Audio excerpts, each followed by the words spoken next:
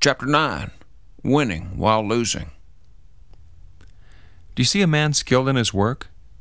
He will serve before kings. He will not serve before obscure men. Proverbs 22, verse 29. Let's see. Do I want to be on a reality show in front of millions of people? Absolutely. After all, if I don't stink, it'll be good for business. Top prize, $100,000. Second prize, all the granola bars you can eat while you're on the set. Bee Fogelman, affectionately known as the Queen Bee of the impersonator industry, circulated news that a major network was working on a reality show for celebrity impersonators. I was interested. Being on a show like this can be a major commitment of time and reputation. So I called my friend Greg Thompson, who runs the Sunburst Convention, to ask for advice. Greg thought I would do well on the show, so I threw my hat into the ring, along with my best buddy in this industry, fellow presidential impersonator Dale Lee. Kathy and I first saw Dale while boarding the plane as we were coming home from an event in Chicago. He was standing right in front of us looking for all the world like Bill Clinton. Kathy just couldn't keep it in and exclaimed, "Wow, this is the first time I've ever stood between two presidents."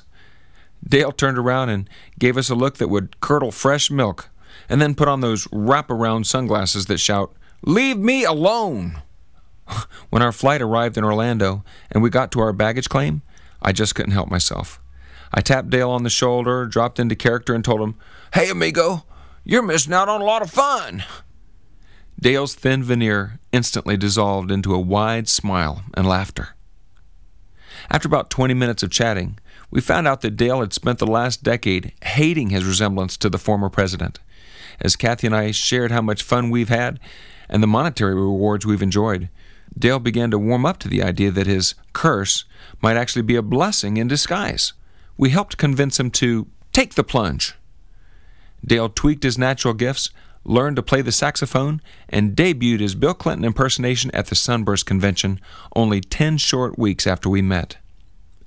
Since that providential encounter, Dale and I have become close personal friends who share a relationship with Christ and a desire to see others transformed by His grace. Dale flew down from Chicago to Orlando to audition with me at Disney's MGM Studios, now Disney's Hollywood Studios. The audition went like this. Each contestant entered a soundstage where the lovely host of the show would interview you.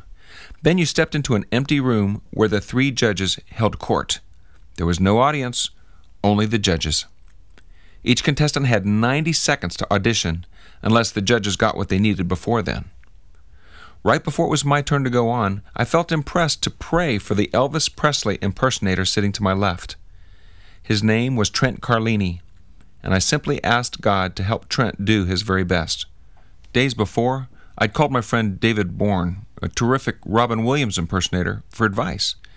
He'd already auditioned for the show in Los Angeles, and David suggested I start my impression the very moment I entered the room, before I ever even reached the microphone. So I planned to walk in singing in W's voice these lyrics to the tune of Hail to the Chief. "Dick Cheney hates me, he wants to take me hunting."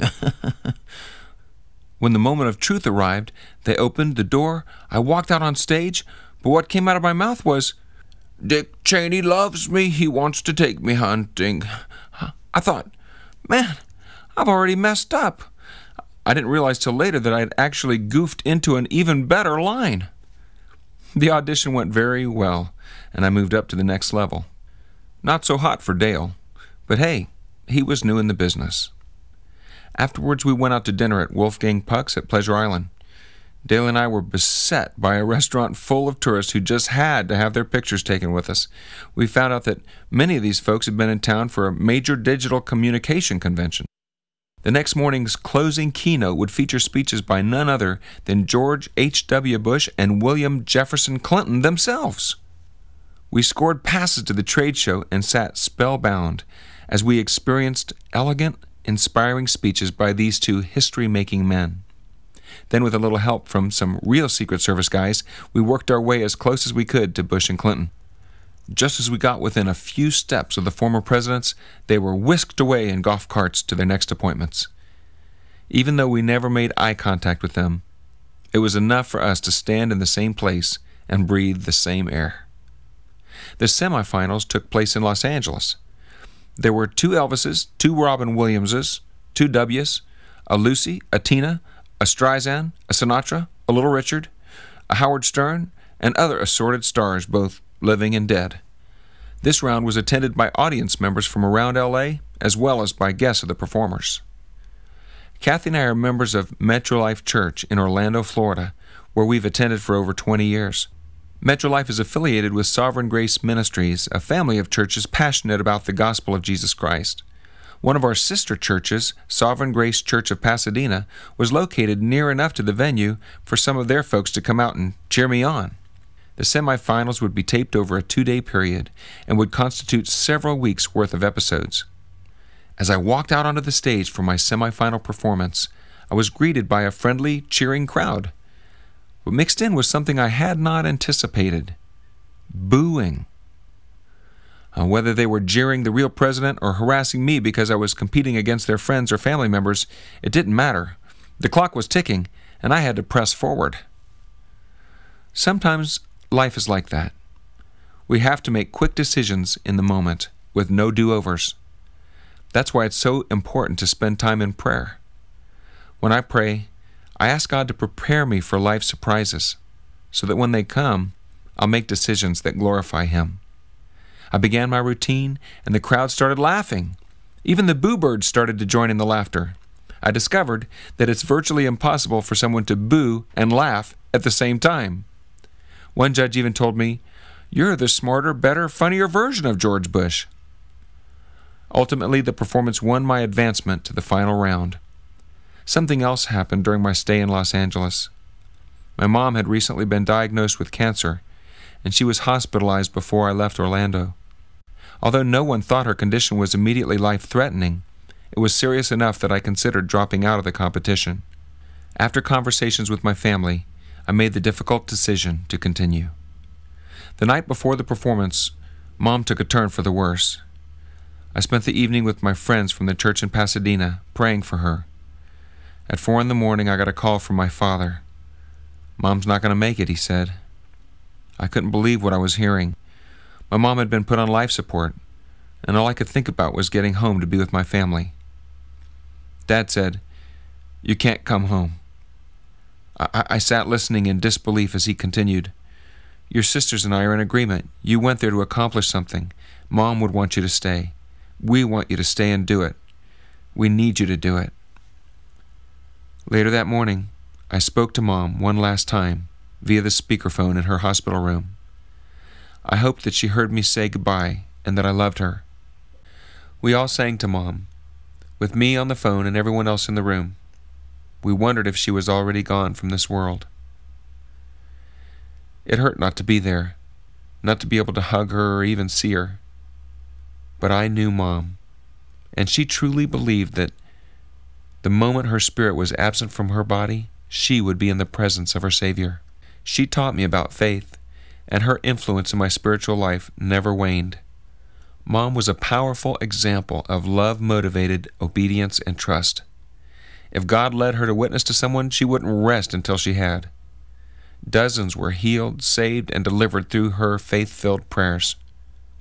We became best friends through the years we worked together at our family appliance store, and I pray that I can have the same godly impact on my children and community that she had. I cried a lot that night and the next day, even as I prepared to compete.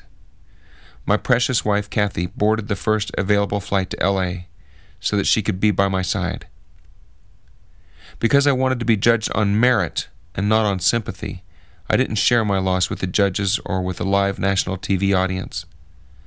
God helped me to perform that night, I just know it. And I felt like Mom was watching from a ringside seat as I gave the performance of my life.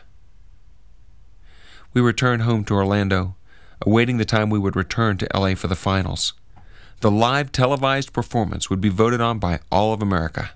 Talk about pressure! Only 10 contestants left.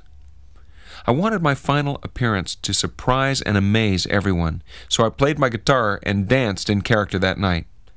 Everyone who knows the story of Moses had heard about the burning bush. That night, I introduced America to the singing bush. Wow, wow, wow, wow, wow. Incredible, incredible. Those were the first words out of the judge's mouth following my performance. Even though I lost my mom during my experience on the show, God's grace had sustained and empowered me. Like the psalmist sang, "You have turned my mourning into joyful dancing. You have taken away my clothes of mourning and clothed me with joy, that I might sing praises to you and not be silent. O Lord my God, I will give you thanks forever." Psalm 30, verses 11 and 12. Well, the rest of the story is that I came in fourth runner-up. Actually, the 3 celebrities above me were all dead guys. I beat everyone but Frank Sinatra and 2 Elvis Presleys. And the guy that the Lord led me to pray for, Trent Carlini, he won. What is the hardest challenge you've ever had to overcome? The biggest loss you've ever endured? Did you have to face that situation alone? Were there friends to support you? How did your faith encourage you? Are you recovering from a traumatic event in your own life? How are you working through these issues? How can you prepare yourself to help others who are going through a crisis or a loss?